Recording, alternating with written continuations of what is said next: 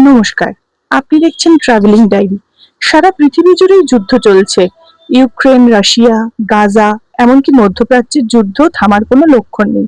কিন্তু এই সব কিছুর মধ্যেই আমাদের ভারতবর্ষ অনেক বেশি সুস্থিরতা বজায় রেখেছে অন্য দেশের তুলনায়। কিন্তু কেন? এর রহস্য লুকিয়ে আছে ভারতের ভৌগোলিক অবস্থানের মধ্যে। অসুবিধা কি ভারতের হচ্ছে না? নিশ্চয়ই অসুবিধা হচ্ছে। জ্বালানির শর্টেজ হচ্ছে, বিদ্যুতের শর্টেজ হচ্ছে, ডলারের দাম বেড়ে যাচ্ছে, সোনার দাম বেড়ে যাচ্ছে, মূল্য বৃদ্ধি হচ্ছে, হাজার দিক থেকে অসুবিধা হচ্ছে। কিন্তু এই অসুবিধা অন্য দেশের অসুবিধার তুলনায় অনেক কম। এর মূল কারণ হচ্ছে মানচিত্রে ভারতের অবস্থান।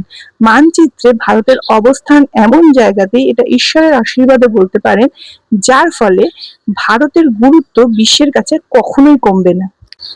ভারতের অবস্থান মানচিত্রে কোনো সাধারণ জায়গায় নয়। ভারতের অবস্থান এমন একটি জায়গায় যেখান থেকে হাজার হাজার বছর ধরে পথ খুঁজতে হয়েছে সভ্যতাকে, বাণিজ্যকে, এমনকি যুদ্ধ করার প্রয়োজনেও ভারতের ওপর দিয়েই পথ বাঁচতে হয়েছে সেই সময়কার লোকেদের।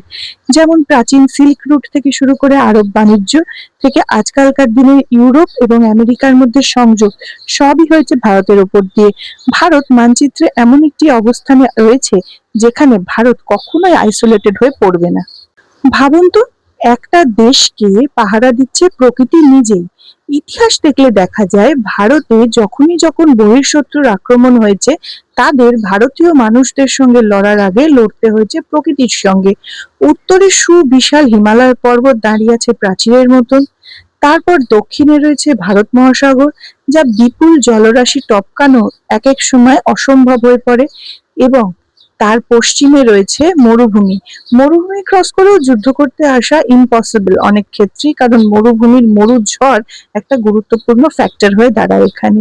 তাহলে এইটাই ভারতের প্রথম লাইন অফ ডিফেন্স, যা ভারতকে সব দেশের মধ্যে গুরুত্বপূর্ণ করে তোলে। আজকালকার দিনে যুদ্ধ তো শুধু বন্দুক দিয়ে হয় না। যুদ্ধ হয় অর্থনীতিতে, যুদ্ধ হয় ট্রেড রুট নিয়ে, যুদ্ধ হয় তৈল জ্বালানি নিয়ে। আর এই জায়গায় ভারত একদম কিং পজিশনে। তার কারণ বিশ্বের প্রায় 80% তৈলবাহী জাহাজ পাস করে ভারত মহাসাগর ওপর দিয়ে। আর ভারত মহাসাগর, বঙ্গোপসাগর, আরব সাগর, এমনকি মালাক্কা স্ট্রেটের ওপর ভারতের আধিপত্য সুবিশাল। অতএব এখন যদি যুদ্ধ লাগে, জ্বালানির সংকট হয়, বা কোনো দেশের যুদ্ধের প্রয়োজনে জ্বালানি লাগে, ভারত কিন্তু এই যুদ্ধে একদম গেম চেঞ্জার ভূমিকা পালন করতে পারে।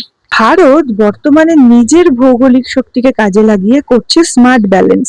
একদিকে সম্পর্ক রাখছে আমেরিকার সাথে, অপরদিকে বন্ধুত্ব রাখছে রাশিয়ার সঙ্গে।